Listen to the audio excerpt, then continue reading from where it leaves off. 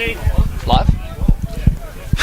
Well, we're live. Good afternoon. My name's Kieran Deck, and welcome to our coverage of this game, the Club Lime match of the round. Tuggeranong Vikings, they're up against the Gungahlin Eagles for the third time this year. They only met a couple of rounds ago in the teeming rain. They'll both be happy that they can use their backline again this round. Tuggeranong Vikings are coming off the back of a stellar win against the Queanbeyan Whites. They had a kick with a few minutes to go. Isaac Thompson knocked it over, and they stole the game from the Whites, who have now beaten Tuggeranong once. Tuggeranong have one up against them. We are getting deep into the season.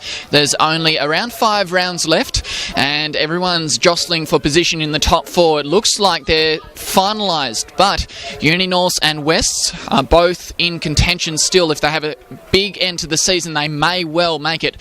One thing is for sure is that the Tuggeranong Vikings will be there. The question is whether they will be the minor premiers. Gungahlin Eagles still within a chance to take the minor premiership after a big season for them. They've had an impressive start to the year and continued that form right through the middle. They're a real chance today to take the win from the favourites, the Vikings. Now, let's have a look at the teams. Just before these players start to get out on the field, we've noticed Tuggeranong Vikings are out. Gungahlin about to run out. Let's have a look at Tuggeranong Vikings lineup. Sione Tu'ula is starting today. Michael Henry next to him. Lee McGrath returns from injury at number 3. Gareth Clouston in 4. Callum Smith in 5. Darcy Swain in 6. Joe Vavoda at 7. Dean Oakman Hunt at 8 rounds out the forwards. Now, a notable omission from them is Ben Hine, who's been rested by the Brumbies, as he may be needed with David Pocock potentially out of the side for next week's clash with the Reds. The back line for the Tuggeranong Vikings this afternoon: Ryan Bowden in 9, Isaac Thompson in 10, Jake Knight 11. Jake Rakic has his first start in 12 for the season. Andrew Robertson's pushed back to 13, Nick Murray in 14, and Ernest Suavai in 15. For Gungahlin this afternoon, Ray Dobson is with his brother in the front row, Nick Dobson, 1 and 3. Alex Small is their hooker. Chris Coyle in 4. Ben McGee in 5. Xavier Duffy in 6. Jake Helgeson in 7. Ratiki Eleohaya in 8. Mitch Ward in 9. James Lovell has been a late scratching. He's missing out with a late injury. And Dan Garner comes in to fly half. Andy Barrell at 11. Pat Tuidraki at 12. Mitch Connolly at 13. Watch out for Jamie Cotts at 14. The speedster down the right wing. And Luke Duffy at 15. We get ready for them to come out on the field. Joining me in a moment will be Brendan Allardyce in the commentary box. Stick with us.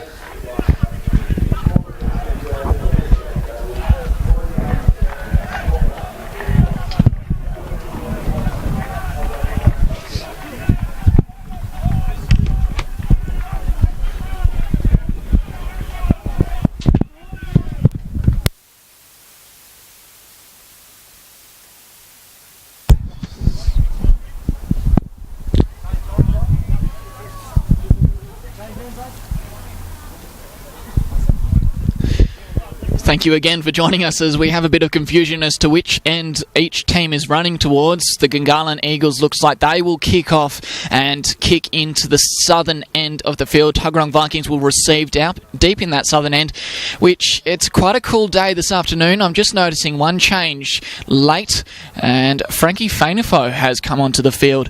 We'll check who he's come on for. I believe it looks like Nick Murray is off, so he may come on in the second half as a replacement. And we are underway here at Viking Park for this major clash in round 13 of the John A. Dent Cup. A favourable bounce for Alex Small, who was backing up. Fantastic catch from him, and the Gungahlin Eagles have first attacking option. Pat Tuidraki off that favourable right step beats 2. Gareth Clouston couldn't get him, but he did get the ball on the way through, and Pat Tuidraki knocks the ball on. Vikings, well, they dodge a wild card there.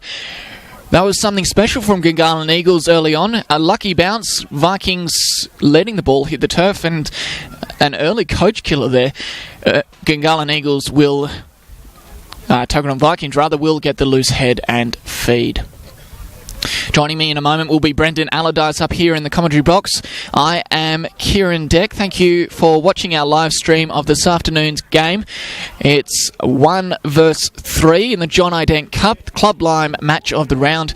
And of course the competition is sponsored by Hahn Superdry, the sponsors making it possible. A wonderful scrum, won by Gungahlin against the grain, picked up by Rocky at the back there, and he gets over, try in the first couple of minutes for Gungahlin Eagles under the posts.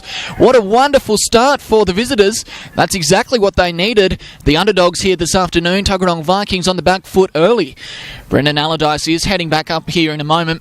His team, the second grade side, Tuggeranong lost at the final minute. A kick for the win went wayward, and Gungahlin won second grade as well earlier this afternoon. Gungahlin Eagles in early. The pressure is on. Vikings will have to step up. It was a different story for them last week. Gungahlin, my apologies, Vikings were out at Queanbeyan's Campese Oval, and they had a kick in the final moments to win that clash. It was an impressive defensive display from the competition leaders. And the kick from in front is missed. Luke Duffy just pushing it to the right of the uprights. Won't be very happy with that. That's one you could throw over. So the score remains 5-0. Less than 3 minutes into the game. A reminder, Gungahlin kicked off there. They got a bounce and then a repeat set off the back of a scrum, one against the grain. So their scrum looking very good this afternoon.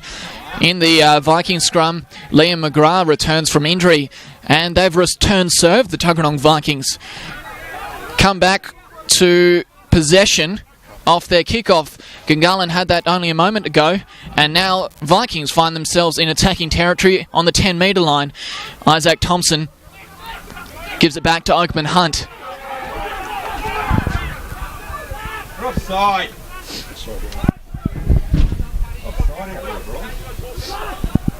Thank you. I'll get you right.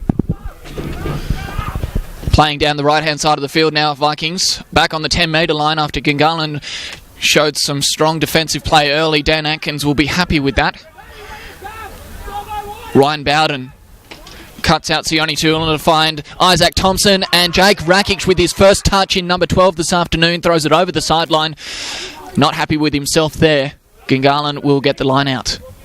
This man, Alex Small, who has the ball right now, about to throw the line out, was the one who regathered off the kickoff. And a stunning start to this first grade game, Brendan Allardyce. G'day, Kieran. Hello, viewers. Great start for Gungahlin. 7-0 after just 2 minutes. Small correction there, 5-0. The kick went wayward from in front. And Ernest Suavai now with the ball playing at fullback for what I think is the first time this season, Brendan. Yeah, I think you're right there. Ernest has played mostly 13 and played really well there, but having Isaac back allows us to get Ernest back to probably his rightful position at fullback. And no Sam Giltrap this afternoon? Sam played second grade, played okay for us in seconds, but he's sort of wrecked with flu at the moment, so lacking energy and not feeling great. Poor Sam. May not see him this afternoon then, depending on how Tim Sampson plays this, the coach of the Vikings. An interesting last-minute change. Nick Murray was on the card to run out a number 11, but that man there, Frankie Fanifo, who does well to backtrack and take the ball, he's replaced Nick Murray on that right wing. Frankie Fanifo takes it just past the 10-metre line, gives it back to Oakman Hunt, does Ryan Bowden, who comes into the starting side again this week. He played seconds last week because Joe Powell was in the side. Powell back now with the Brumbies in preparation for their return to Super Rugby next week after the international season. They play the Reds at GIO Stadium. A good run there from Sione Tuola, but better ruck work from Gungahlin. Penalty, though, for not rolling away, says the referee.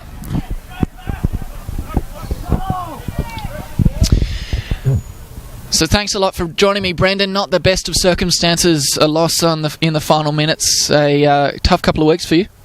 Yeah, look, it's back to the drawing board for Vikings second grade. We're sort of a leaky ship at the moment. We plug one hole and another one springs up. So we're not playing good rugby. Didn't deserve to win today. So we'll just need to get it right and get it right quickly with only 3 or 4 weeks to go before finals. Well, hopefully for your camp, first can lift your spirit in time for the dark, cold night ahead. Indeed, yeah. No, this one is obviously the main game, flagship, and need to get the boys over the line. They had a very impressive win last week. One of 2 games that was super tight. Yeah, I thought they were superb last week, Kieran. We saw all the sort of defence on display that wins big matches. Thompson back in the number 10 jersey after a few weeks off with an ankle injury, I believe. He did return last week off the bench and played a pivotal role in the end, kicking that penalty in the final minutes. Oh, look, I'm a massive fan of Isaac. I think he's one of the best ball players in the competition, and Andrew Robinson has done an absolute superb job in the number 10 jersey pretty much all year. But to have Isaac back is just a luxury, allowing Andrew to slide out to number 13, where I think he plays his best rugby. So absolute luxury for Tim Sampson to have Isaac back, and Robbo playing so well as well. It is interesting that you say that Andrew is best at 13. I was talking to him just before the start of play, and there's a little bit of a friendly competition between him and Jake Rakic for the 12 jersey. Both of them would prefer that position, he says. Yeah, look, I'll probably differ in my view. I think they're both excellent at 13, and both can play well at 12 as well. I like Robbo at 13 because he can be that extra distributor and ball player at 13 and involving the back three. Here he is now, about to take the first penalty attempt for the afternoon. This will close it to 2 points, and it's a little bit too easy on a sunny afternoon here at Tuggeranong Viking Park. It's very cold, but we're all a bit happy that the rain clouds have stayed away for a weekend for the first time in what seems like forever. It's been a long few wet weeks, hasn't it, Brendan? It has, yeah. We've had some tough afternoons in the rain and cold, and just a beautiful day today for our Sponsors Day. And after the day we had at Nichols against Gungahlin a few weeks ago, this is a complete contrast today. We've really turned it on in the valley. I said in the pre-match that it's exciting for both teams, I would imagine, to be able to use their back line against the opposition. They didn't get that opportunity in what was a swimming pool. Exactly, yeah. Recent weeks has been one for the forwards, really pretty dire, and a real arm wrestle in the mud out at Queanbeyan and out at Nichols in recent weeks. So it's been wet weather football and a forward-orientated game, but both backlines could be unleashed today because the weather is perfect for running rugby. They're not opposite each other, but there's two of the fastest players in the competition here, as Darcy Swain wins that line out, coming in for Ben Hine, who's on hold with the Brumbies. He's been rested. A big run there from Dobson, takes it up to the 22-metre line. Back inside to Rocky. Ben McGee gets a short pass, which was intended for the hospital. A late change also for Gungahlin in the halves. That's Dan Garner playing in number 10 this afternoon for Gungahlin, and replacing James Lovell, who was a late scratching. Given back to Chris Coyle in the blue headgear. Good attacking position now for Gungahlin. They found themselves here earlier, but that ball has been dropped by Alex Small, and Tuggeranong will get the loose head. Yet, I was saying just before that little passage of play that there's two of the fastest players in the competition here today. Jake Knight in the number 11 for Tuggeranong Vikings, and one of the most exciting players coming through the competition at the moment, in my opinion, is Jamie Cotts in 14 for Gungahlin. Yeah, I've seen Cotts play a couple of times, and he, as everyone says, he really does have a pair of jet shoes. He's super quick. Not just his top-end speed, though, his ability to get to that speed really quickly in the first couple of steps, and probably his agility is one thing. He just seems to beat the first defender.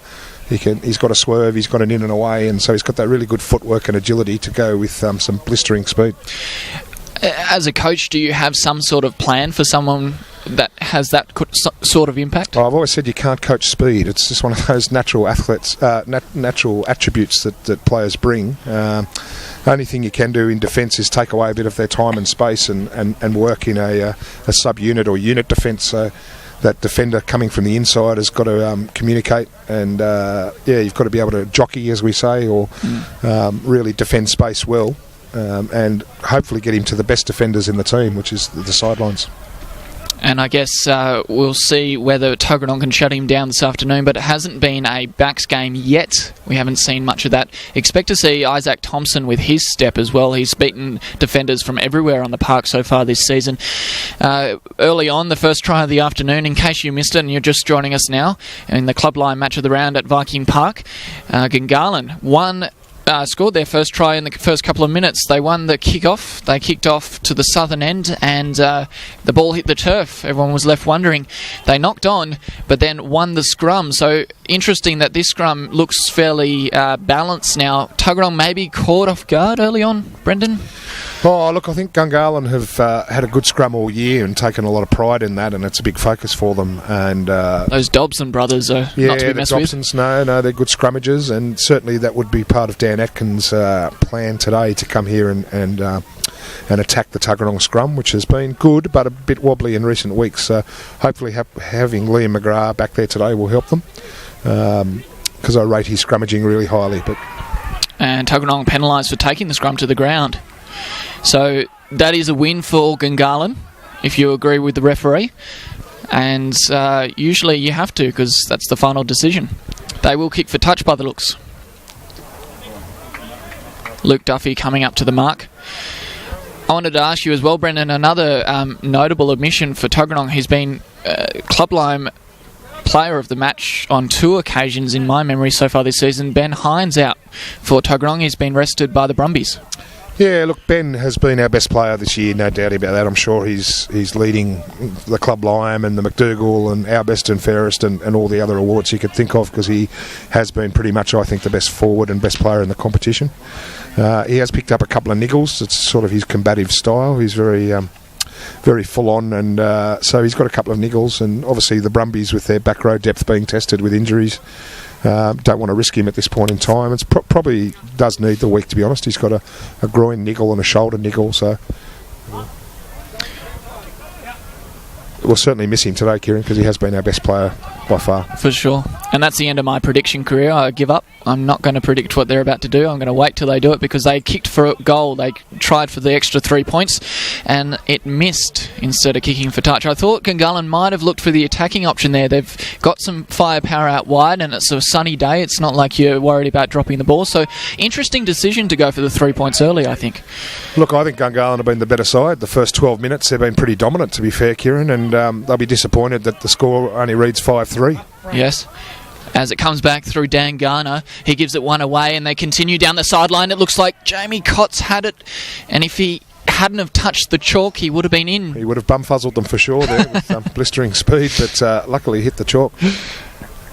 Plenty of bum-fuzzling on offer this afternoon in sunny, clean conditions here. Not a breath of wind, or actually that's not true. The trees are rustling a little, but that little breeze is coming off the mountains where there's snow, so it's quite brisk down here at Viking Park, as you would expect for this time of year. And all the players will be stoked that the sun's out, I would imagine. Yeah, on Ben Hine, he's not only likely winning all the Club Lime Player of the Matches and McDougall Medal and all that you mentioned before, Brendan, but he's also the second top try scorer for the season, which for a second rower, that's quite a feat. Yeah, look, I think Ben's ball running ability is one of his strengths, to be honest. He just hits the ball at great speed.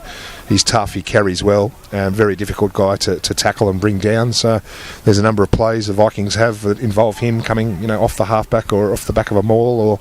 So if he gets close to the try line, he'll find his way there, because he's just such a good, strong ball runner. Last time he's found his way in every which way. He's jumped over the ruck. He's attacked the line at speed and just broken through with ease. And last week he rolled over the line. That was an interesting try. I saw that. Yeah, a couple of rolls and. Anyway, enough of Ben Hine. We've got some rugby to play now. Oakman Hunt, who has been another impact player for Tuggeranong Vikings. I shouldn't say impact, though. He's been a consistent player. He's always there, always doing the hard work. And now it's back to Isaac Thompson. Cut out pass, finds owner Silvi. Jake Knight on the sideline does well to keep himself in. Helgeson pushed him towards the sideline, but again, Knight is experienced enough to take himself to the ground. Isaac Thompson now just past the halfway lines, tackled by Rocky, and they're about 5 metres past the halfway line before Sione Tula gets the ball and runs into Chris Coyle. The ball comes back. Bowden's pass is no good. It hits the turf, and Oakman Hunt has to start from a standing start. And the ball is stolen by the looks. And the kick from Connolly finds turf. There was no one at home. Jake Knight is screeching back. Andy Barrell has the pressure on him, and the ball has touched in goal, so we'll come back to the 22. Yeah, some interesting interpretations from referee Reece Henshaw there. I thought that might have been hands in the ruck, but he allowed the Gungahlin guy to take the ball and play on. There was plenty of bodies on the ground there. question about whether they should have been rolling away as well. Blown time off at the moment, the referee. Just some treatment in back play for, looks like Jake Helgeson is down, the number 7. And an impromptu drink break for both teams. The support crew runs on from all directions. And Jake Helgeson just getting some treatment on his nose down there.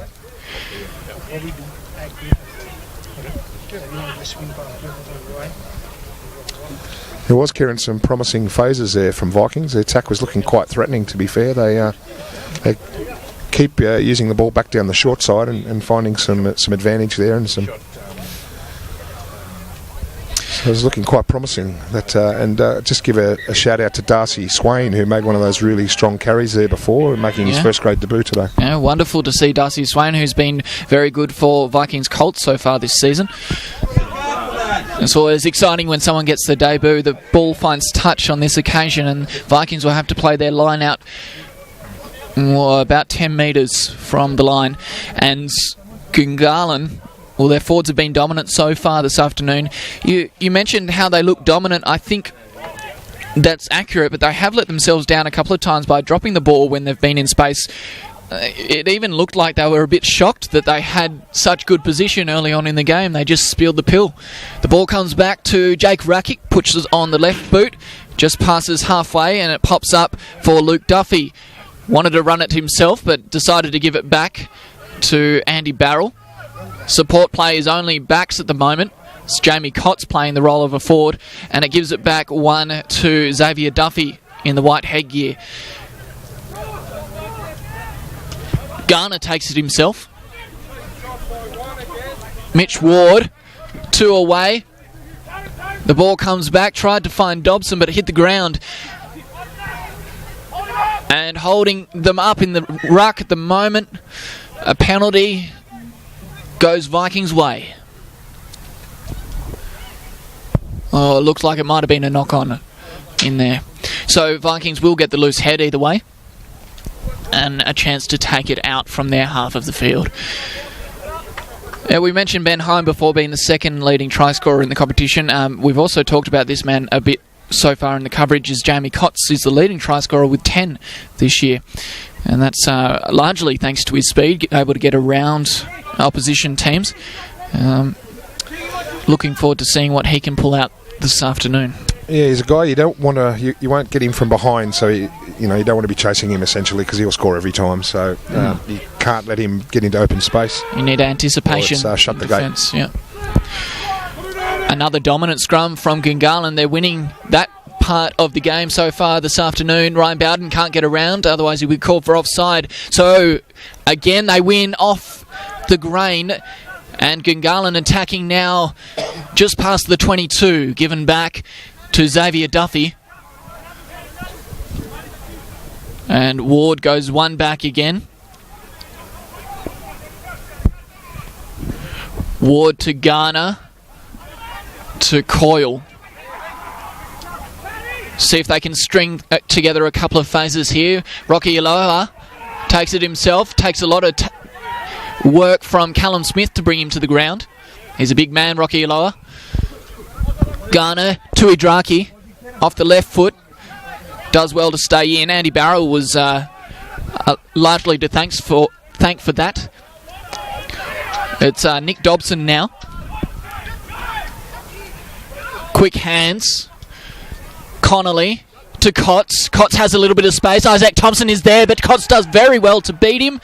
Question goes to the assistant referee. He says, yes, it's a try. And Gungahlin in for the second time to regain the lead. 10 points to 3 here at Viking Park. Yeah, very good physicality there to get that try. As we've talked about, he's certainly got jet boots, and if he gets on the outside as he did then, Isaac was no chance. So nor would anyone else be. He's just that quick. So got to the outside and scored in the corner. It looked like Isaac had him, but the speed off the mark was just a bit too much with that much space.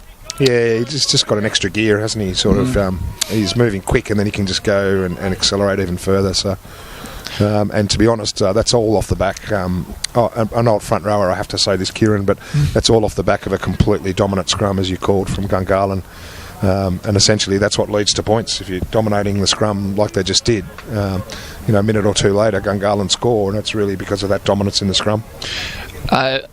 The Gungahlin team deserve a lot of credit for the dominant scrum this afternoon, but there have been a few changes in the Vikings scrum this week, as Connolly looks to put it over from the halfway line. He wasn't able to from right in front before, and this one also wayward. So the score remains 10 points to 3 with 20 minutes left in the first half here at Viking Park in the Club Lime match of the round. Yeah, that scrum dominant. A lot of credit is going to Gungahlin for that, and we've got time off again, just some treatment. The referee checking out what's going on for one Gungahlin player in back play. But yeah, that scrum there was Gungahlin's, but those changes, how much impact does it make when you've got one player, a front row, Liam McGrath, coming back from injury? You've got Callan Smith. He's played plenty of first grade, but not recently. And you're missing a Brumby, essentially, in Ben Hine up there. Darcy Swain in his first game at 6, starting for Vikings. It'll take a little while for them to gel, would you imagine? I wouldn't like to offer that as an excuse, Kieran. I think... we work hard on our scrums through all the grades, and so my suggestion would be that the Viking scrum should be a lot better than what they were. The ball comes back through hands, and Gungahlin heading towards the centre of the field. It's Chris Coyle now.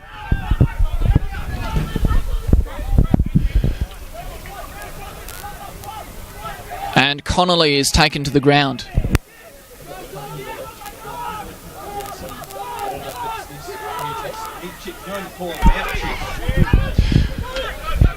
Ben McGee gives back to Pat Tuidraki, and Tuidraki beats 2 before he's taken down.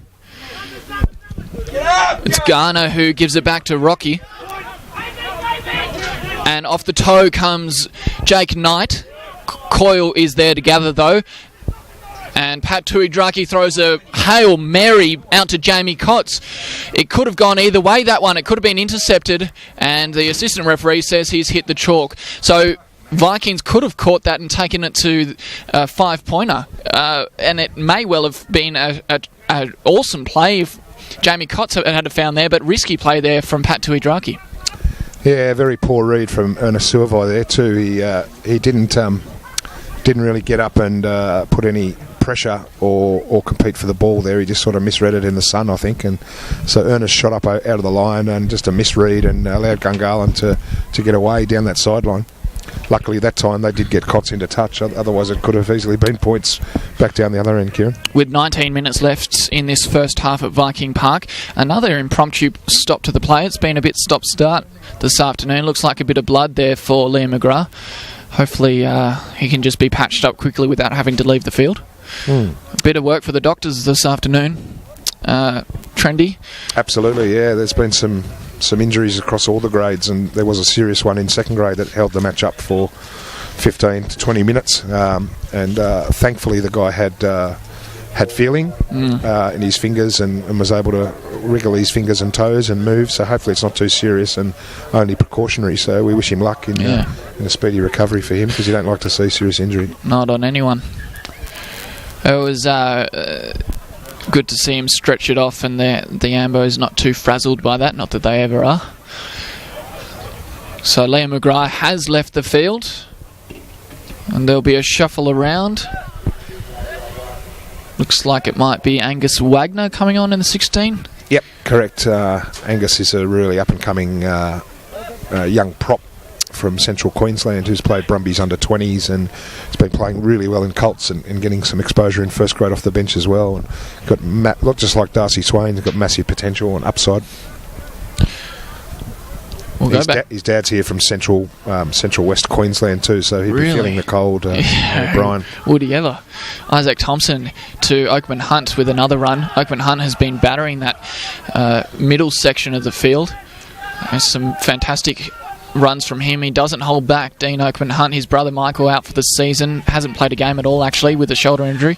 Tragic. Sad to see. And pick and go now from Ryan Bowden, just continuing it on. And a penalty at the ruck. So Isaac Thompson takes a quick tap and gets past the advantage line, but is taken down only a few metres later. But Vikings in very good position now. Off the left step goes Andrew Robinson, injecting himself into first receiver. And Jake Rakic now, just short of the 22. Oakman-Hunt again. During the week, Dean Oakman-Hunt and his brother Michael study architecture. One of them claims the other one copied. Yeah, that's one of the disappointing parts of the season for Vikings is having a player like Michael Oakman-Hunt miss the whole season. So really unfortunate shoulder injury in the pre-season, and he's had the successful surgery. I was talking to him the other day, and he's just working really hard on his rehab, and he's going to ride off the rest of this year, so no NRC or anything like that, and really just get right for club football in 2017. Yeah, that'd be hard to take for anyone. He holds his head high, though. I see him at every single game. Yeah, really positive guy around the club, Michael, and very well liked, good clubman, and he's always around training games. So it's great to have him still involved, even though he's injured. Speaking of players to return, you'll be looking forward to the Australian under-20s boys, of which there are 2 from Vikings yet to return after the the international competition over in the UK. Yeah, look, we've got a heap of players to come back from injury and from the 20s. As Pat Tuidraki makes a break, gives it back to Duffy, and Duffy puts the palm on Suavai, but Jake Knight does well to take him down. Again, that threatening backline from Gungahlin attacking that left side defence for the Vikings, doing well there, finding some space, all thanks to Pat Tuidraki, player of the future. He's got a lot of skills. He turned down an opportunity to train with the Auckland Blues to come back to live out his Brumbies dream. He actually speaks Japanese, Pat Tuidraki. He's a man of many talents. A young man of many talents, 20 years old, I believe. As Dobson takes a run now, makes a break, the big front rower. He's looking for his support, and the support came in Ghana, but he was on the wrong side of him eventually. They went back to the centre of the field. Vikings well on the back foot now. They're down on the scoreboard, and they're also down in field position. Connolly playing Bowden's position, and Helgeson makes a break. The left step beats Jake Knight. He's got one more to beat to get over the line, and he pops it up for Ben McGee under the post. Gungahlin Eagles score again, the 3rd time this afternoon. Great run, great pass, yeah, and you can feel that the pressure building and mounting on Tuggeranong there, and some really good offloading and ball alive from Gungahlin. Great run from Dobson, the prop. That started it, didn't it? That Dobson break, and there was momentum, and they were on the back foot, and Vikings just could not get their line back. And then Helgeson, terrific for a back rower. Good speed, good footwork, as you said, and then the presence of mind to pop that pass for McGee at the end. So, really well-worked team try to Gungahlin. Excellent. Real club man, Ben McGee, and you can tell when someone's in support there, especially a back rower, to be backing up that far down the field. The break was about 50 metres, and Ben McGee would have had to run that whole way to be in the position to score that try. Yeah, well, Gungahlin and Kieran have really dominated this game thus far, and now they're starting to get the reward on the scoreboard. 17-3 is probably a fair return for their efforts now. They've certainly got a 14-point advantage with 14 minutes to go in the first half. They've been the dark horse of the competition this year. Everyone's been talking about them, that they've got great potential. They just haven't been able to knock off one of those top 3 teams yet. Royals, Vikings and Queanbeyan have beaten them on every occasion so far, so this will be a big game for them. That one didn't quite go the 10 metres, but the referee let it play because the knockback from Ben McGee awarded possession to Gungahlin. Yeah, they haven't actually beaten one of those top 3 teams yet this season, so a big game for them so far. Look, everything I see about Gungahlin this year is positive, Kieran. I think what Dan Atkins and Hazy and the crew are doing there at Gungahlin, right throughout the grades, you can see they just play really good, positive, tough rugby, and you can see the improvement right through their club. So it's a credit to them, and they're going to be a powerhouse in all grades in the finals, in my opinion. Yeah, absolutely. They're enjoying these conditions today. There's Pat Tuidraki again. He's made a couple of line breaks this afternoon. Ben McGee, the try scorer, is trying to get it back, not releasing yet. And given back to Rocky. He had Dobson on his inside, but there was almost no point in passing it off. Good decision to take it to ground. Gives it back now for Garner. And Garner, who replaced Lovell late in the game, gives it to Helgeson, who makes another break. Taken down again. That advantage line is fragile for the Vikings at the moment. And Gungahlin exploiting it left, right and centre. Andrew Robinson doesn't like that, though. He puts Ben McGee on his back and says, no way you're making any more metres on me. The ball goes over the top of Garner and finds Jamie Cotts in some space. He wrong foots Jake Rakic before he's tackled, and Frankie Fanifo did well there. A bit of experience coming into play. Yeah, it'd be a while since Frankie's played against a winger who's quicker than him, to be fair. I don't know if it's happened that much in his career, but Frankie's still got a lot to offer as a player, but Cotts, obviously, the young guy, young buck with all the speed. Yes. I would imagine he's loving the challenge this afternoon. Frankie Fanifo never runs onto a field without a smile. He's another one of those positive players, I would imagine, around the training paddock. Yeah, definitely. Look, Frankie's work has really impacted on his ability to play first grade rugby this year. He spent a lot of the season in my side in second grade. But you're spot on. He's a really positive guy. Brilliant inside ball there from Garner, making his impact this afternoon. Gave it to Alex Small, but there was a penalty there, says the referee. So we'll come back, and I would imagine Tuggeranong search for touch. They do just that.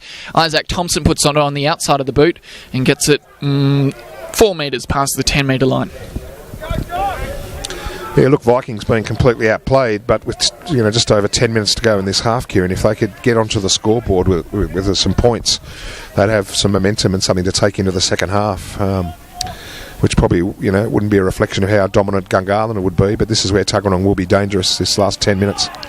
Michael Chick Henry wouldn't have been too happy with that line out. That came out the back and it hit the turf, and then that short pass from Jake Rakic was perhaps a little forward, and Andrew Robinson couldn't gather it, knocked it on, and we'll come back for a Gungahlin scrum.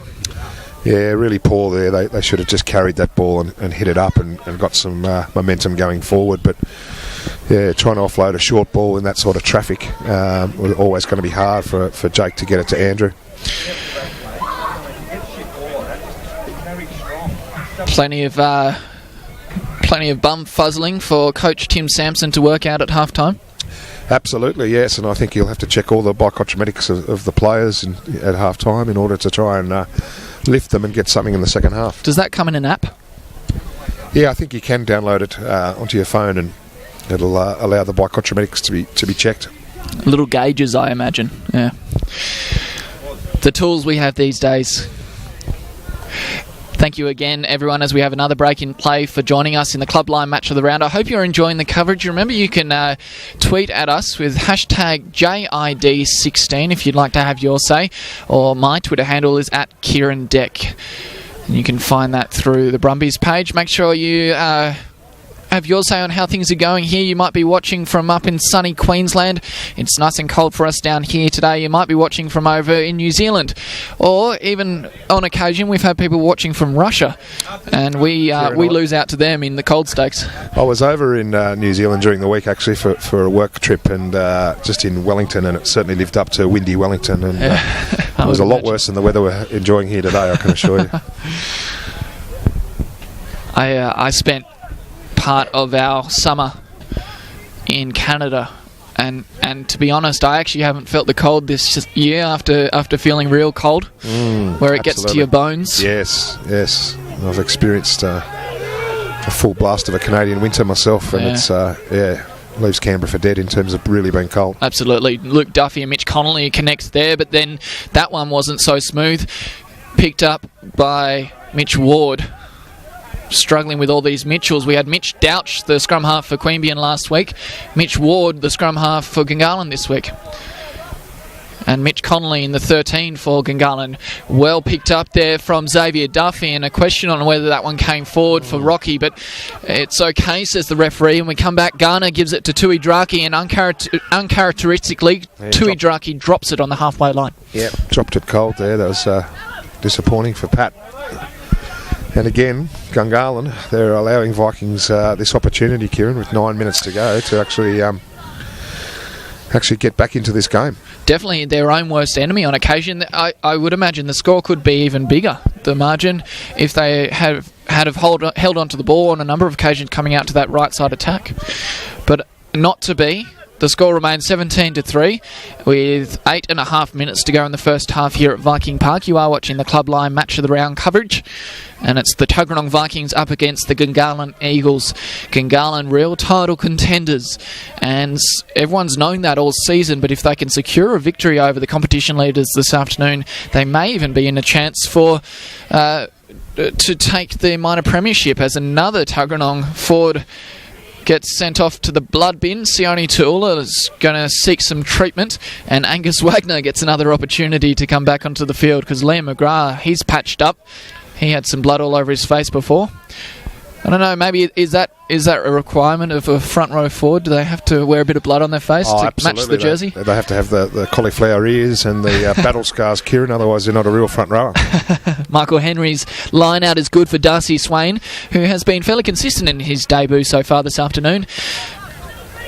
Under a lot of pressure in his first game, which is rare for the Vikings. They've had some big wins here at Viking Park, and a penalty against the Vikings on this occasion. Yeah, I think he's talking about some sort of offside truck and trailer type thing. I didn't see it, Kieran, but I'm not sure where referee Henshaw got that from. It looked like a well-constructed maul to me, so Vikings would be disappointed, and Gungahlin are off the hook there, so fair enough. You can certainly hear Tim Sampson in the background. He wasn't happy with how that one was ruled, but that's the way it goes, and Mitch Ward will feed the scrum for Gungahlin, which has been dominant so far this afternoon. I can see you've got your phone out there. Yeah, just a couple of messages. Cheerio to Pat Harding, ex-Gungahlin Eagles first grader, who's a mate of mine. I've coached him in various teams with police rugby and things. So, g'day, Pat. G'day, Pat. Thanks for tuning in. Sorry, just another message, Kieran, is that we have our Old Boys Day, our Haggars Day, coming up on the 9th of July, so 2 weeks' time when we play Easts here at Viking Park, and you can get tickets online on the Vikings website. So 9th of July is our Old Boys and 100 Club, etc., Haggars Day. It's only $30, which includes a full barbecue, lunch and all your drinks. So there'll be a lot of old boys here wearing their retro Vikings gear and supporting the club on the 9th of July. I was here at that one last year, and it was a fantastic atmosphere. Everyone gets into it. There's a lot of heritage at Vikings, and whether you like Vikings or not, there's a great atmosphere to come down and enjoy that. Well, so, Kieran, if you don't like Vikings, you just love them. That's right. That's what I meant. Yeah, whether you like them or love them. Oh, and a risky play there from Isaac Thompson, but he pulls it off because he tapped it back, kept it in, and they get the run of the play. It is broken play at the moment. Ernest Silvai, what can he do with a broken advantage line? He gets taken down just past the halfway line. Ryan Bowden to try and get the ball out. No one's really sure what's going on here, and referee Henshaw has blown a penalty eventually. So that one, a little bit of a confusing play. It was an opportunity for Vikings to show their wares from long range. On occasion this year, they have been able to attack and strike from the halfway line, and that's largely thanks to Isaac Thompson. He makes incredible breaks on occasion. You mentioned the risk he took there, Kieran, but that's sort of the benefit that he brings to Vikings. He is a risk taker. He reads the play really well. He's able to. That was a kick for touch for Gungahlin. He was able to keep it in and mount a counter attack against Gungahlin. So those sort of risks you certainly encourage because he just reads the game so well and always looking to attack. So well done to Isaac there. And you can't really question him with a man of his resume. He's enjoyed some time with the Barbarians in the last 12 months and played a big part in the Canberra Vikings NRC success in 2015 as well. Andrew Robinson's still going. He beats another one. Pat Tuidraki reaches out and tries to take him around the chest. He's successful, and Robinson's just short of the 22-metre line. A knock-on against Gungahlin gives the advantage to Tuggeranong, and the ball over the top from Thompson finds Knight, who puts it on the boot. A little chip over the top, but it's too heavy. Nearly into the car park from Jake Knight. And trying a bit of Jerome Niamata's special there. Yeah, I know Tim Sampson wouldn't be happy with that attack shape there, and from Jake Knight just wants to keep the ball in hand and mount some attack and some pressure on the Gungahlin defence rather than kick it away in an uncontestable kick. So I thought that was a disappointing chip and chase from the Snake there. He really should have just held on to it. Especially in that attacking position with 4 minutes left on the clock. 17-3, Gungalin's favour. And Vikings have good field position. They haven't had this good field position for so long all game. Gungahlin have been dominant so far this afternoon, including in the scrum. Let's see what they can do again here.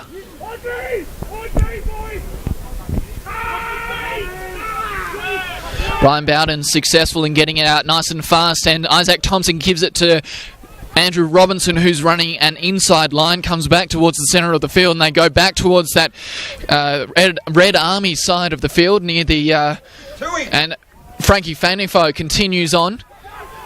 Offside. And offside will be the call. Rocky Aloa tried to get over the top of Ryan Bowden, and Callum Smith with a quick tap and run. Tuggeranong trying to take the advantage off Gungahlin here and make them backpedal, which is what Gungahlin have been successful in doing all afternoon to this home side. Vikings in great position now to strike with 3 minutes left on the clock in the first half. They continue to attack this grandstand side of the field, and Oakman Hunt with that last ball, giving it back to Vovoda. The Wombat. Joey Vojoda, good run. And short now to Ernest Suavai in the 15, reaches out just short, and he's just gone over the line. The assistant referee has put his flag up, and Gungahlin will get the ball back. Good defence from them.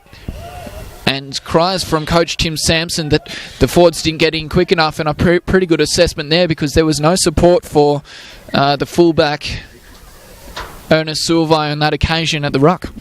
Yeah, look, Tim Sampson is, well, as you mentioned, Kieran, we can hear him up here on the commentary position, but he's very disappointed with the ruck support shown there and the forwards not being able to honeypot and just get into that ruck. That's where you can show a bit of phys intensity and you know... So, yeah, they were very slow, and we've seen a couple of carries from Tuggeranong where the ball carrier's done well, but the support coming in has been really slow, and it's just allowed Gungahlin to either turn the ball over or slow the ball down. So I'm sure that'll be one of his key messages at half-time, is just having those supports get in and latch and guard and protect the football and make sure that ruck ball is fast ball. With only 2.5 minutes left in this first half, Tim Sampson has headed down to that half-time conference with his players. You would expect there's a lot to be said there. Gungahlin have been told to go back. Alex Moore will try that line out again. And with 2 minutes left and a 14-point margin... Oh, dear. A penalty they give away for not throwing it straight, I believe was the call. You might be able to correct me there. Yeah, I think referee Henshaw was saying that Rocky, who caught the ball at the back, came from an offside position. So I see. He wasn't back far enough, but I find that a bit strange, that call. I thought the line out was fine, and it was a clever line out from Gungahlin to throw it long and get a good phase to get a kick away. But anyway, a set piece. Fortune for Vikings, yeah. That's right. Set piece now for Vikings to attack. With 1.5 minutes left on the clock, a try here would be fantastic for their ambitions of knocking off Gungahlin for a third time this season. Darcy Swain takes it up to the line now. The young Colt with his first starting opportunity for Vikings in the first grade competition of his career. Yeah, Vikings getting into their pick and go shape here, Kieran. So forwards are honeypotting and... They've got a bit of space there now over the line. I didn't quite see who it was. Smith, I think. Callum Smith scores a try on Brendan Allardyce's call, and I think he's right in the headgear there. Callum Smith starting this afternoon for Tuggeranong Vikings, and well, you couldn't have asked for a better finish to the half. They've had the dominance in about the last 10 minutes, Tuggeranong Vikings, and the score has moved to 17 points to 8, and this will be the final play before half-time. Yeah, look, Dan Atkins and the Gungahlin boys would be really disappointed there because, you know, they were dominating that first 30 minutes of the game. Momentum went back to Tuggeranong for that last 5, 6, 7 minutes or something, as you mentioned, Kieran, and they'd actually hit the scoreboard. So Gungahlin leading by 9, probably going to lead by 7 at half-time, and that's probably not enough of a reward for how good they were in the first half hour. No, for sure. That 2 points has been added, so a converted try is the margin going into half-time. And I don't know about you, but as a neutral supporter myself, I'm excited we've got game on here. Yeah, look, it is game on, absolutely. Gungahlin were dominant and you know, really attacking and positive in their play, and now Vikings have hit back to make a game of it, as you mentioned, so nothing in it really. An attempt at a high kick-off there. Isaac Thompson has to rush to get to the lay of the ball, and Ryan Bowden will send it back to Robinson, who you would expect to kick for touch. He does just that. Jamie Cotts is trying to decide whether he's going to play on. And a quick line out here. The referee allows them to play on. They're going to score right on half-time. No, they're not. The referee pulls it back. What's the call? That was a bit of a confusing little piece of play. The ball went out on the full, and the call was that it wasn't within the 22 or a mark. So, yeah, I thought that was just clever play from Jamie Cotts. He raced forward and took a quick line-out throw, but I think they're saying that the line-out was set. So they're not allowing the quick throw to stand, and so that's half-time. Yeah. Interesting interpretation from Greg Thomas, the assistant referee, and Reece Henshaw, the main referee, yeah. So the margin remains set.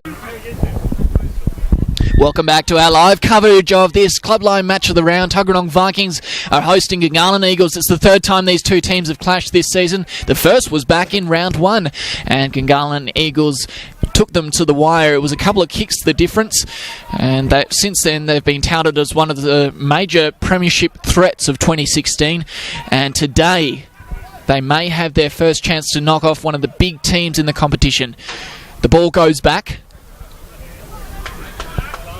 and Gungahlin Eagles replacement fly half Dan Garner finds touch. Just past the halfway line was my assessment, but the assistant referee says it's right on the dot. Again, leave it to the experts.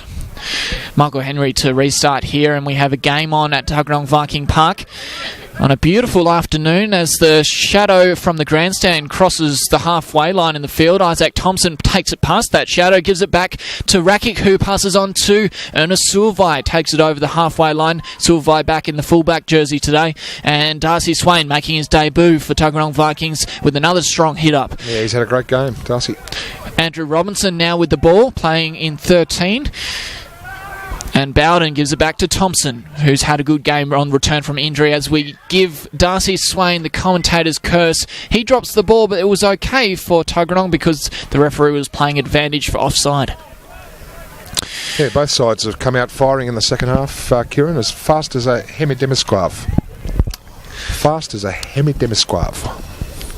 You couldn't tap your foot to that, I reckon.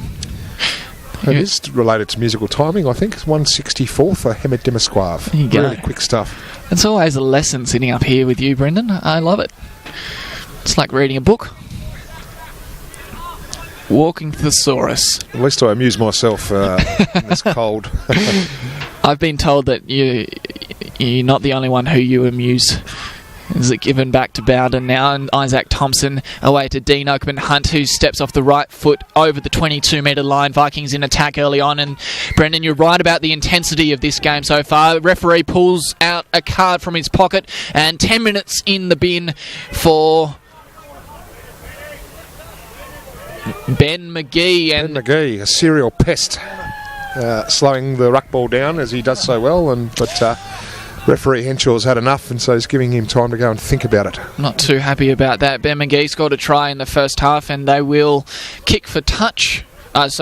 They'll attempt another three-pointer right in front of the goals. Probably a good decision, down 17-10 with only a few minutes gone in this second half. Absolutely, it just allows you to reset, and to be honest, it's I always say if they're kickable, you kick them and you take the points, and you have to do that in big games, and with finals around the corner, it's probably a good strategy. I'm sure Coach Sampson has said, if it's kickable, kick it, take the points and move on. It's the right strategy. It was the right strategy for Vikings last week, because if they hadn't taken those that early penalty, they wouldn't have been in a position to win the game later on. With another penalty, Isaac Thompson coming on and kicking the match winner in the dying minutes, stealing the game from Queanbeyan Whites, who did so well in attack. Vikings were better in defence, though. Andrew Robinson. From nearly in front, he's pushed it to the right of the uprights and shakes of the head from you, Brendan. Oh, look, yeah, that's just a very poor kick from Andrew. He'd be disappointed, but they just need to move on. Hard to excuse that sort of thing, but you will. That's all you can do. Muscle up now and get good in defence, because they're going to be right deep in their half of the field unless Oakman Hunt can get it past the halfway line, and he just does just that. His runs, you can never underestimate them. Dean Oakman Hunt, a strong player for the Tuggeranong Vikings, one of the most consistent throughout the 2016 season so far, in my opinion. Sione Tuula with a patched up face gives it back to Thompson, who's quick to Rakic, and Rakic goes to ground. Bowden to Smith on the 10-metre line. Yeah, good tough carry from Cal Smith there. That was good. Clouston now, the skipper for Vikings, remembering now that the skipper, the club captain I should say, not the skipper, for Gungahlin is off the field. He's been sent to the bin for 10 minutes with a yellow card and a knock on, so we'll come back. It looks like Gungalin's loose head. Yeah, some really good tough carries from the Vikings forwards there, but all to no avail with a little knock on, so Gungahlin will get the scrum feed. But again, Vikings were looking ominous, some really good carries. Jake Rakic.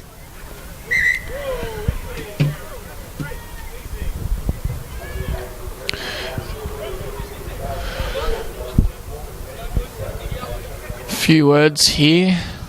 Just a question on the health of Xavier Duffy in the white headgear. They're just getting his wrist checked out by the looks of it.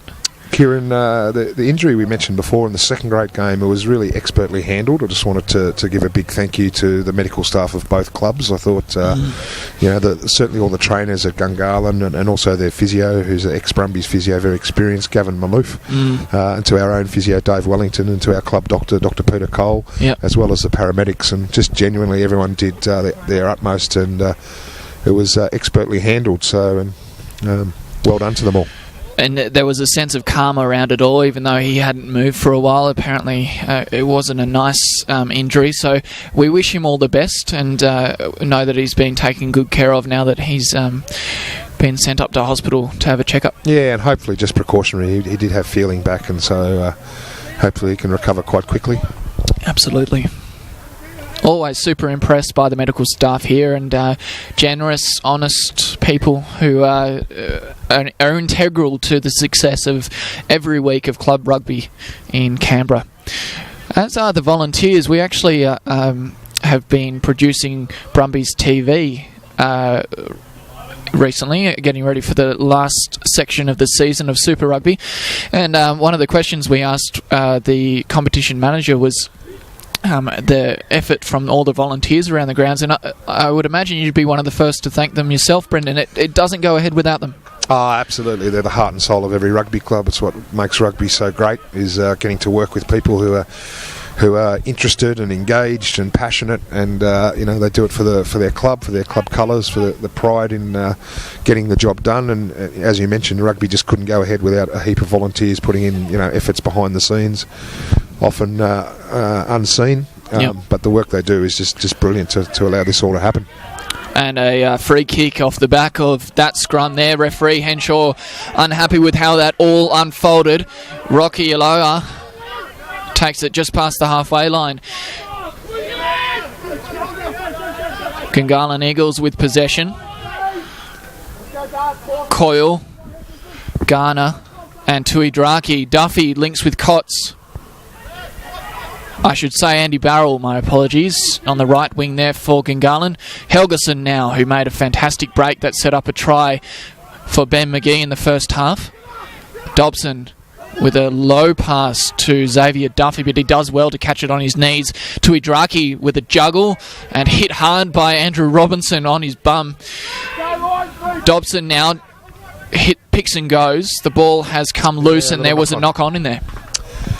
Yeah, look, that was promising from Gungahlin, considering they're one man down with Ben McGee in the bin. That was, they held the ball for consecutive phases there, but the Tuggeranong defence was equal to it, and they didn't really make too many metres going forward. It was more just side to side, Kieran. They'll do well to maintain their 7-point lead if they can do that through this period of 10 minutes without Ben McGee, because Andrew Robinson missed a gem of a chance to shut that down to 4 points straight after that penalty. Yeah, really bad miss. And it'll be important to remember that miss come deep into this game, which looks like it's going to be a close one. Thanks to a late Tuggeranong Vikings try in the first half. Frankie Fanifo takes it up and a flat pass to Jake Rakic, who's still going. Around his legs was Mitch Ward, but he couldn't hang on to him. Jake Rakic is still going over the line. He goes. Another 5 points for Tuggeranong Vikings, and a conversion here will close the gap to 0. Yeah, that's what he can do, Jake Rakic. First of all, Frankie Fanifo, five-fingered Frankie. That was, just a great run, set play off the scrum, bringing that blind winger in, and Frankie, great ball to Jake Rakic, and then you can see what all his training with the Brumbies has done for him. Jake Rakic, he just he had the change of pace, had the ability to beat numerous defenders and score a great try. He stepped to the right there of Luke. To his right and to the left of Luke Duffy, and I thought perhaps that was a wrong decision, but he had the power to get over the top of him and over the line. Yep, and again, Hemis Demisquava was, the speed that Frankie and Jake both showed. Hemi Demisquava. It's hard to argue with Hemi Demisquava. And Isaac Thompson now will show a little bit of pace as he runs up to the ball and kicks it over. Andrew Robinson stripped of the kicking duties, and you would think that's the right decision, because this one, 2 points added, and it's back to square one. Gungahlin not able to last the 10 minutes with just 14 men, conceding 7 points there in the end, thanks to a wonderful break by Frankie Fanifo. Still hasn't returned, I don't think, Kieran, has he, Ben McGee? So they've still got a bit of time while he's... I believe there's 2 minutes left until he comes back on the field. Luke Duffy's kick is high. Alex Small chasing, putting pressure on Isaac Thompson in the sun there. Long shadows this afternoon. We're going to get close to the sunset by the end of this game, which started at 3:25 this afternoon. And you're watching the Club Line Match of the Round. My name's Kieran Deck. With me is Brendan Allardyce for the coverage. And again, thank you very much for joining us. You can have your say with hashtag JID16. Ernest Surovai's kick finds the turf, but I think he was looking for touch. And so Gungahlin with an attacking opportunity. Andy Barrell decides to play a bit of ping pong. Isaac Thompson's there to gather it, doesn't let it hit the grass, and he puts it on the boot himself. This one may just reach touch. Jake Helgeson does very well to get back there, and Luke Duffy will slow it down and give everyone a bit of a breather. Andrew Robinson was sprinting over there to try and get a quick restart, but there is support now in the form of Luke Duffy and Andy Barrell, and we won't have a quick line out. It'll come to Vikings line out on the 10-metre line on the northern side of the field. Yeah, kicking duel there, Kieran, and as you mentioned, ping pong back and forth, bit of a kicking duel, and Gungahlin certainly won it because they just got great metres there. Darcy Swain successful again at the top of that line out, doing very well in his first game in first grade, but that kick maybe not the best decision because it's given Jamie Cotts now a little bit of space. Frankie Fanifo, excellent work and almost a steal at the ruck, but he was just cleared out just in time for Gungahlin's Eagles supporters.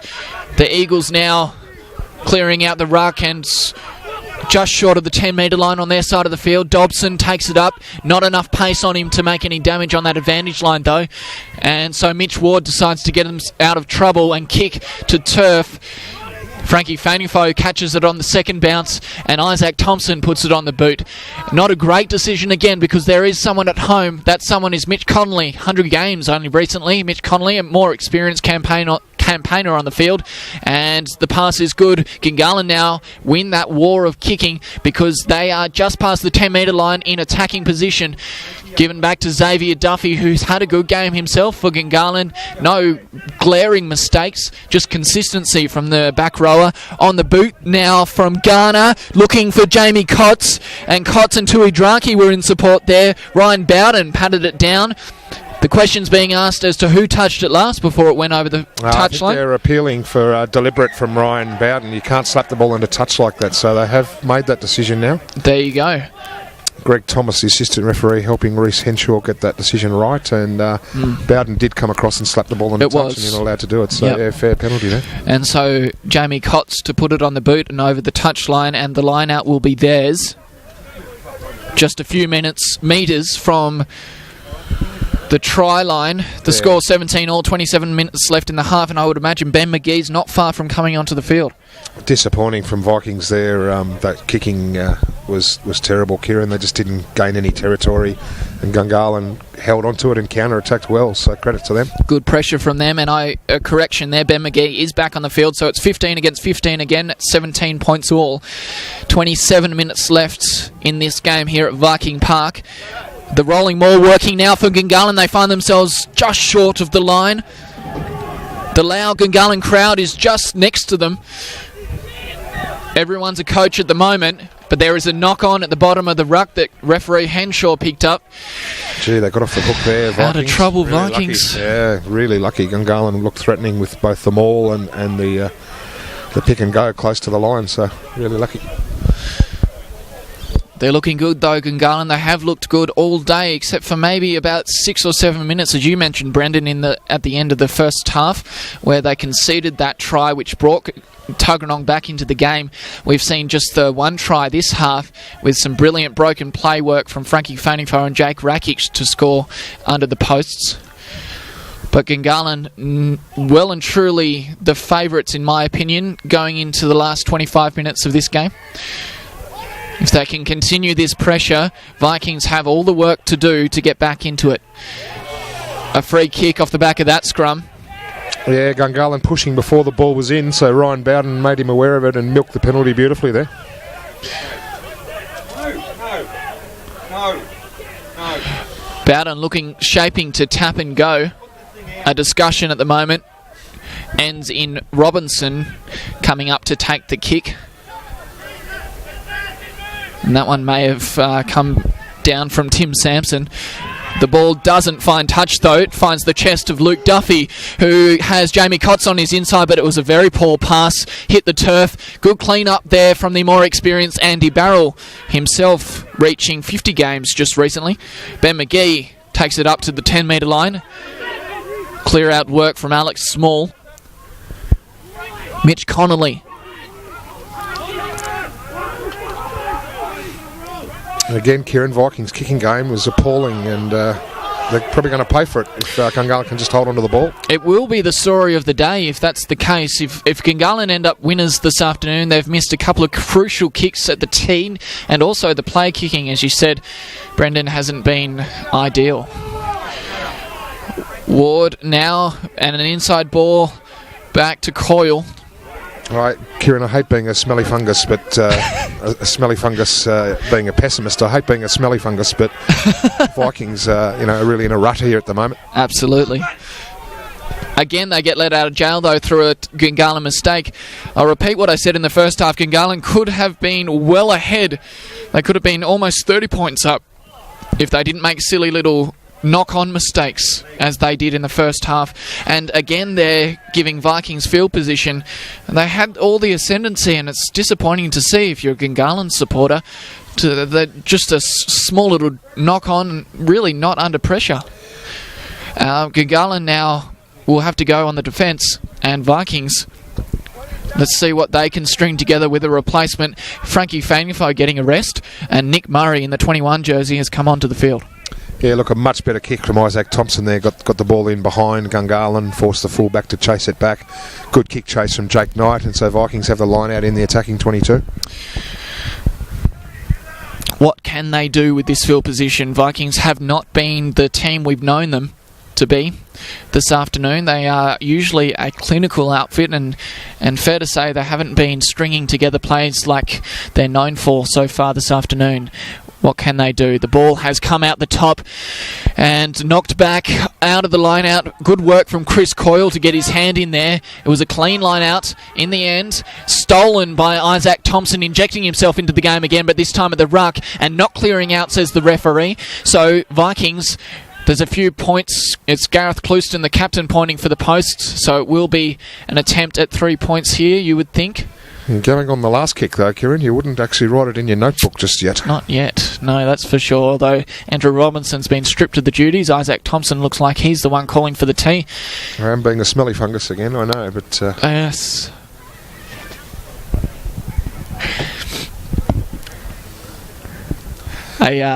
Someone that I train with in martial arts enjoys mixing up pronunciation, because he heard someone who used English as a second language once say that he loved going for runs because it just released the dolphins. Release the dolphins. It released the dolphins in him, and they couldn't figure out what it was until they realised that he was trying to say it released the endorphins. Endorphins, right. Is it bottled nose endorphins? I'm sure they're very good swimmers, whatever they are. Porpoise? A good kick from Isaac Thompson gets them the 3 points that gets them the lead for the first time. No, I should say the second time this afternoon, because they did kick a penalty to open the scoring. No, I'm wrong. It was Gungahlin started the game 5-0. So for the first time this afternoon, Vikings hit the lead, and you would argue that that's perhaps off some poor play from Gungahlin, just letting go of possession with a silly little knock-on back here on the halfway line. I guess it shows, Kieran, how good a side Vikings are, that we've identified they're not playing well today. And Gungahlin have been playing well, and yet Vikings find themselves in front. So it just shows what a great rugby team they are to not play well but still be leading the game. Definitely. Long way to go, though. 21 and a half minutes left on the clock. Absolutely. It's a cliffhanger at 2017. This is what you hope for with the club line match of the round, and we can expect lots more rugby like this as we head into the final series, you would think, Brendan? Yeah, look, let's hope so. It's only, sort of 4 weeks away from finals, so... looking forward to it, actually. The countdown is on. Rocky Aloha, who's had a good game, but not a great game for Gungahlin so far this afternoon. He can be an impact player. Dobson, though, he has had a good game. Both the Dobson brothers have had an impact, including at the scrum time. Ben McGee, who's one of the try scorers for Gungahlin this afternoon. Chris Coyle didn't want it, just dodged it past his ear, and the ball came up off the ground from Mitch Connolly. Dobson gathered it, calls of forward from Vikings camp, but the referee was okay with it. Garner puts it on the boot, and it's going to stop just before the touchline. Isaac Thompson clears and finds touch. Good field position for Gungahlin now.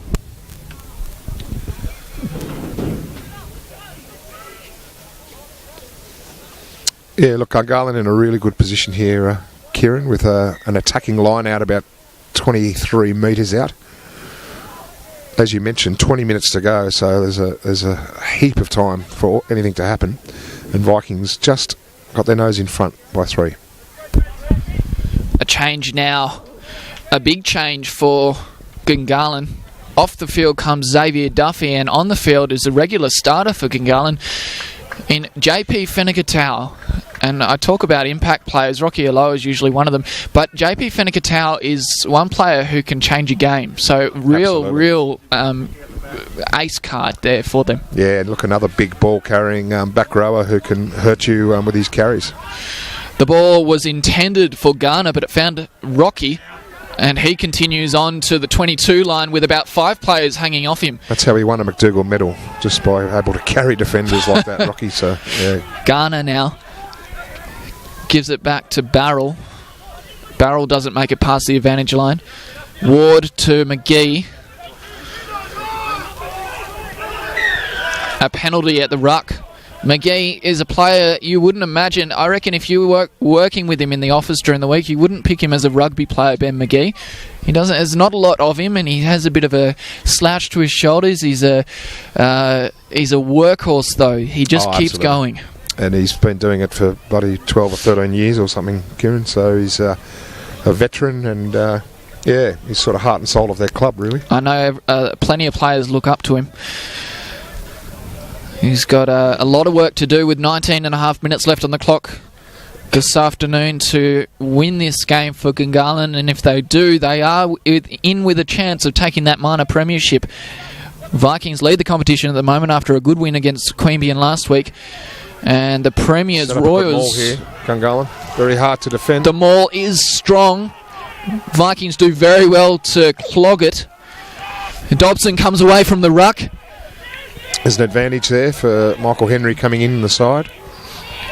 Ward gives it back, and Tui Draki now short board for Connolly, nearly got through, but good tackle from Robinson. Was Rakic, I should say. Yeah. Rakic around the legs, and with his first touch of the afternoon, JP Fenekatau. Ward gave it to Tui Draki, who fantastic acceleration with only a few metres before the advantage.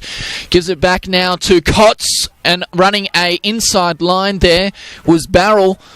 Kotz now with a pick and go himself, doing the work of a forward. Does very well. Mitch Connolly, he can almost smell the chalk at the moment. Again, Kieran. Good defence from Vikings, but Gungahlin do have the advantage again. And Rocky Aloha over the try line. Did he get it down, though? It looks like it bounced out, just the question, and it was a knock on, says the referee, Henshaw. Wow, he was over the line. That would have been a reward for a fantastic effort there. Were we still playing advantage is the question. Yes. A yellow card we were. Yeah. There you go. So they have the penalty. And did you catch what that was for, Brendan? I think Ernest Suavai offside, and he's... because it was in this part of the field, Reece Henshaw's decided to give him a yellow card, so fullback Ernest Suavai spending 10 minutes in the bin. And he will make it back on the field before the end of play, because there's 17 and a half minutes to go. And Gungahlin in a wonderful position to get the lead back off Vikings. They held it for the whole first half, and about 10 minutes, 15 minutes into this half before Vikings found a way through broken play. Kieran, can I just mention, we talked about Haggers Day on the 9th of July, the Vikings Old Boys Day in a couple of weeks' time here at Viking Park when we play Easts. I want to just mention another event as well, and that's the National Police Rugby Championships, which are being held here in Canberra at Viking Park, I think, in September. So that's all the AFP are hosting, and essentially each state police force will enter a team in that. Wow. To pick an Australian police rugby team at the end of the championships. So, yeah, it'll be a festival of rugby and a lot of police running around against each other from all states here at the national championships. So, Pat Harding, the guy I mentioned before, will be playing for the AFP team, no doubt. Very good player, Pat. And, wow. What a competition. When is that on? In September, yeah. So it'll be after the John Ident finals, etc. in September this year. National Police Rugby Championships. Certainly one to stick around for if you're thinking about going on holidays in the spring. Maybe hold off, because there'll be plenty of passion between those states. Yeah, look, there is a fierce rivalry. You can imagine Queensland Police, New South Wales Police. One of the powerhouses, strangely enough, is Western Australia. So obviously with the Force being a Super Rugby side over there, and they've got some Kiwis and etc. playing for them. But WA, a real powerhouse. Victoria, quite strong. The AFP team based in Canberra, really strong. Yep. Queensland and New South Wales, really, really strong. So absolute quality national championships coming up. Wow. And that's about the same time that preparations will be hotting up for the National Rugby Championship, and all those club players who have been picked in the initial squad have started training for that. Yeah, they have already, yeah. So it's a lot of extra training for them, and I'm sure all the players involved will be... The scrum is dominant here for Gungahlin as they get close to the line. Rocky Aloha is going to get just reward for knocking it on earlier. He slams it into the ground, and rightfully so. A wonderful scrum. It's been the dominant part of their play this afternoon, Gungahlin. And Rocky Aloha gets the 5 points when he was denied earlier. Well, he dropped it over the line. And Vikings go back down, and they're chasing now. 22 points to 20 with 16 and a half minutes left on the clock in this, the club line match of the round. Look, I'm sure Hazy, who's the forwards coach at Gungahlin, assistant coach to Dan Atkins, I'm sure Hazy would be really happy with that. They obviously spent a lot of time on their scrum, Gungahlin, and they got the reward there, completely dominant. And it comes back to bite you. We mentioned that earlier in the game, how important the scrum is, and complete dominance there leads to a try.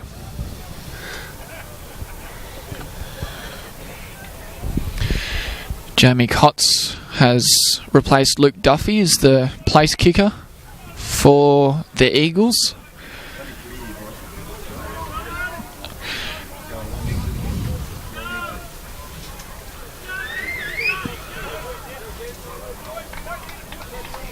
And the kick is good. Jamie Kotz adds 2 points, 24 points to 20, 15 and a half minutes left. Brendan Allardyce, what's next? The kick looked a bit dodgy off the boot, but it was a goal, so well done to Jamie. And so they've got a good 4-point lead, which means Vikings can't kick a penalty to regain the lead. They're going to have to try and get a try, Kieran, to wrest the lead back. The lights are starting to take effect here as the sun has gone down behind us. From our perspective anyway. On a cold winter's afternoon here, but it's a beautiful day. Just a light breath of wind coming off those Brindabellas, of which there's plenty of snow on it. It's exciting to see for a skier. I'm sure there's plenty of people heading down to the ski fields this weekend to get their first tracks of the season as Pat Tuidraki makes tracks down the right-hand side of the field. Got a bit of energy about them, the Eagles, Kieran. They're really showing a bit here. Tuggeranong are looking a bit slow and flat and tired, and Gungahlin quite the opposite. A lot to play for, Gungahlin. It might be that game last week that took an absolute heap out of the tank for Vikings. Obviously, it was a slogfest and massive defensive effort. And they are looking a bit tired and jaded. Some major changes as well in some key positions. Some positive, but some big players missing. Joe Powell was a key to Tuggeranong's success last week against Queanbeyan, and he's had to go back into Brumby's camp. The tackle there was halted by Dean Oakman Hunt, and Mitch Ward comes out the back, gains a few metres for the Eagles. Broken play now. The ball hits the turf. Luke Duffy couldn't pick it up, but Tuidraki was sweeping around the back and runs into a back and a forward. Offside. Penalty for not clearing out. I think he's saying maybe hands in the ruck there. Using their hands to work the ball back. Obviously, Okay. once the referee signalled it as a ruck, there can be no hands whatsoever. So if they were moving the ball back through the ruck with their hands, he's seen it and penalised them, which is a real let off the hook there for Vikings, because Gungahlin were looking threatening. They were right in front of the Red Army there, which is a little bit sparse, I would imagine. Well, they're at home watching this fantastic live stream and great commentary. Why wouldn't you be? Why wouldn't you, Brendan?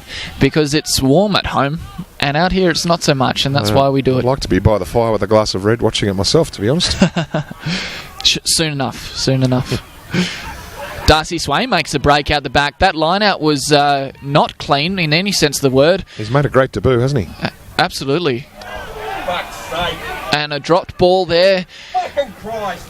More coach killers, another dropped ball, but we were playing advantage from the first one, and so Gungahlin will get the loose head. Yeah, really poor football there. I mean, just individual skills have hurt Vikings today. We talked about kicking and goal kicking, but, on a couple of occasions their hands have let them down, and unfortunately Dean, who's such a great player, just coughed that one up. He talked about changes, though, Kieran. I know Tim Sampson and the whole Vikings club would be really proud of the fact that it doesn't matter how many we've got out or who's not available. Guys are stepping up and filling roles, and I really think today Callum Smith, Frankie Fainafo, Callum Smith, who's about to leave the field. Yeah, Liam McGrath all played seconds last week, and even Ryan Bowden was in second grade last week, has stepped back up in Joe Powell's absence. Yep. Darcy Swain's made a sensational debut. Yep. I really think Callum Smith's been outstanding. Frankie Fainafo had a good game, so it just shows the depth that we've got at the club when guys can consistently just step up. And I guess that's something that people on the outside of rugby may not realise, is that most clubs consider themselves a big group, and they're all helping each other through the grades, and it's not just to the aid of the first grade team. Every single player has a part to play, whether it's in Colts, second grade, even the third and fourth grade teams. That is something that Vikings certainly pride themselves on, and for a fact I know that Gungahlin do too. Yeah, well, actually, really interesting. We've got a couple of Colts Irish lads who have come over from Dublin playing in our Colts team at the moment. I'll tell that story a bit later, but they commented that it's fantastic just to have a club and all the games on the same day, on the same fields together, etc., rather than often what will happen in Irish rugby is grades will be scattered around different fields, different times, different days even, so they're loving having the full club playing together. Yeah, it adds to the atmosphere, doesn't it? If players from previous games stick around and enjoy a steak sandwich, which is top-notch here at Viking Park, and cheer on the next grade above them, it is wonderful to have a bit of a crowd, which you often get at the John Ident Cup games here in Canberra, as Vikings attack the right side defence of Gungahlin, and they get a penalty for their efforts at the ruck. Wonderful pressure at the moment. They're looking a lot cleaner now, Tuggeranong, and Gungahlin, you would argue, are on the back foot despite the fact that they're 4 points up.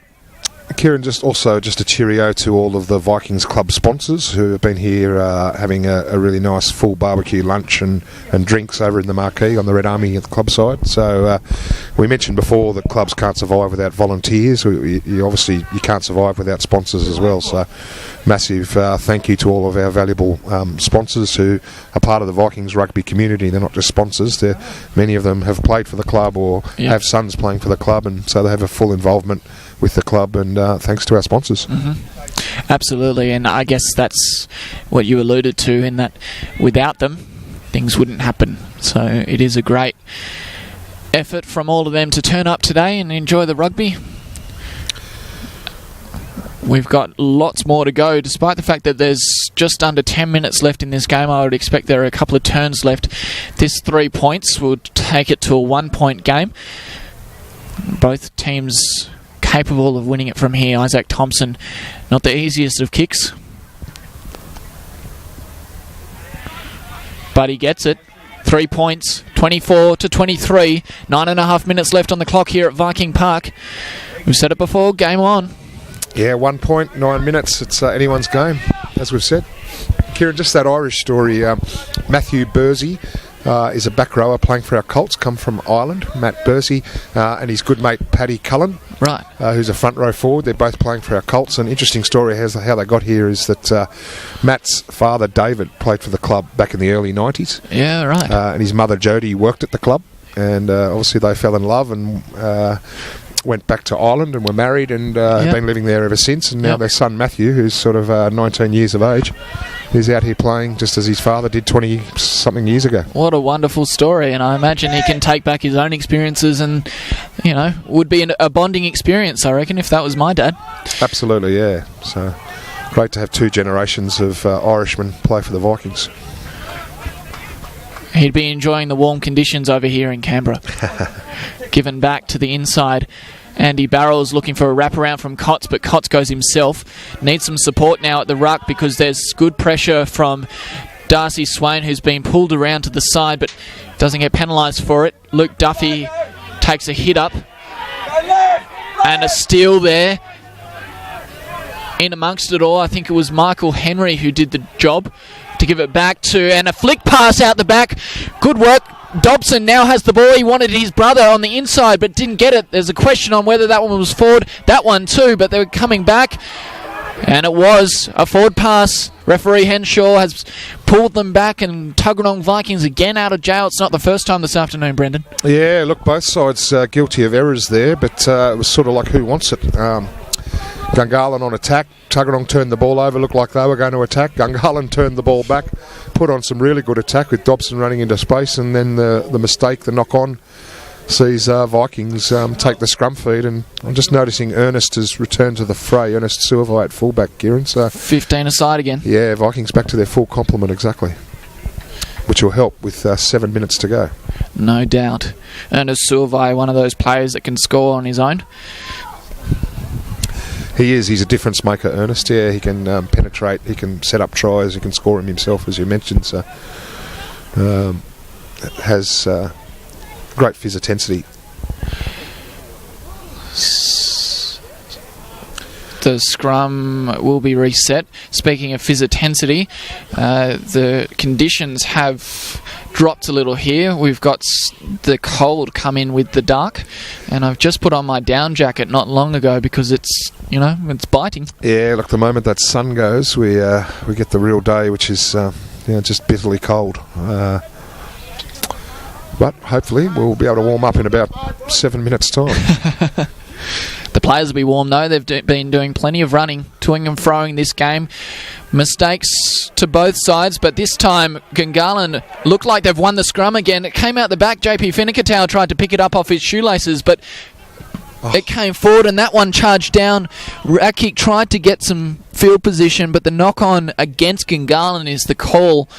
Another scrum, which I would imagine the Vikings forwards won't be looking forward to because they've had a tough day at the office. Yeah, look, Gungahlin just highlighting their complete dominance in the scrum, and while Vikings have got the feed here from the knock-on, JP knocked it on at the back of the scrum after they turned the ball over. But so Vikings will be looking just to be rock solid here, just consolidate, lock the scrum, and make sure that Dean Oakman Hunt has the ball with good control so that Bowden can clear it. They won't want to turn over another tight head scrum, that's for sure.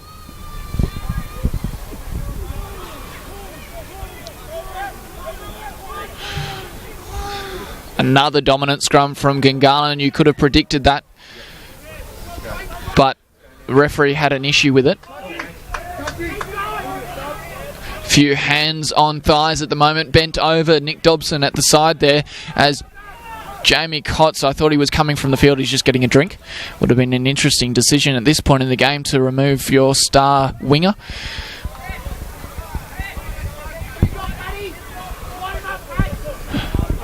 Good to see Reece Griffiths out there too, Kieran. Young Colt who's been playing really well in Colts all year in a bit of second grade. And so Reece is, it's not his debut. He's certainly been on the field for first grade before, but still be good, really valuable experience for him.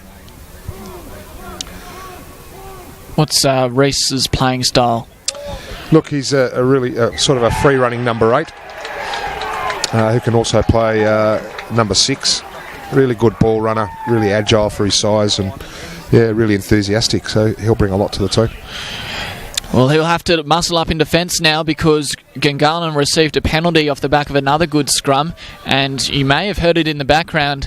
Gungahlin, faithful to our bottom left off the grandstand here, super happy about that one, and it was an important penalty. They get the field position, they get the possession, and with 4.5 minutes left, they could extend themselves, if a converted try were to come from this, to an 8-point lead, which would make it a tricky situation for Tuggeranong. It would indeed, yeah. Look, too far out to kick the goal, thankfully, if you're a Tuggeranong fan. But so they do get the attacking line out right on the 22.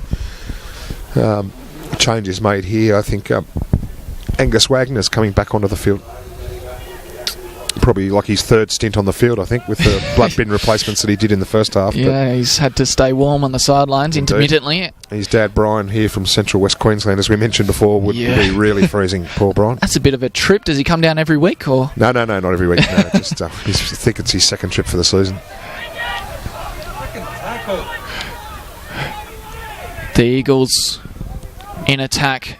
Ben McGee. Vikings line not looking as organised as they're known to be. A bit better now though. Tuidraki hits it at pace. Ward back to Fenekatau. It's fun to say, Brendan. Fenekatau. JP Fenekatau. Ward cleans up a loose ball. Mitch Connolly has some time to think before he runs off the right step into Isaac Thompson and Angus Wagner. And Helgeson is hit hard by Big Sione Tuula. What a great tackle. And it has come loose. The referee's hasn't called the knock on, but the question is whether he's playing advantage for that. Vikings play on like he's not.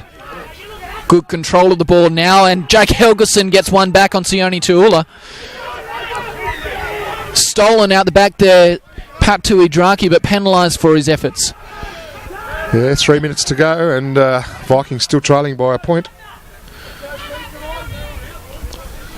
The Eagles with field position, but Tuggeranong within striking distance. If Isaac Thompson can do what he does best, he does. Good kick from him. Yep. Just short of the 22-metre line.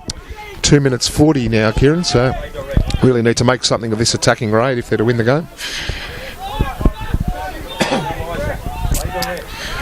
And certainly a good test, only a few weeks out from finals. You would expect these two teams to meet in that finals campaign. You would expect the top 4 to be Gungahlin, Royals, Queanbeyan and Vikings. Stranger things have happened. Owls, the Union North Owls, and the Wests, the Lions, are both in contention still. The ball comes out the back, and Nick Murray runs like a forward but gets put on his back. He does well to get it off to Isaac Thompson. They find themselves 5 metres behind that last stoppage. Michael Henry on the 10-metre line. The ball through Bowden to Sione Tuula. With the cheek patch on.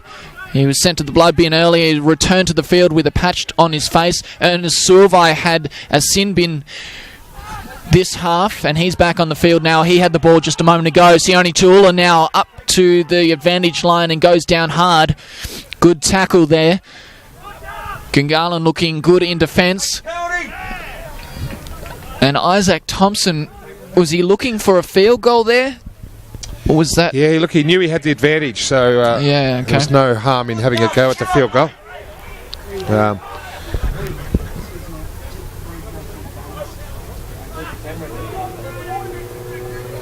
And the penalty against the Eagles...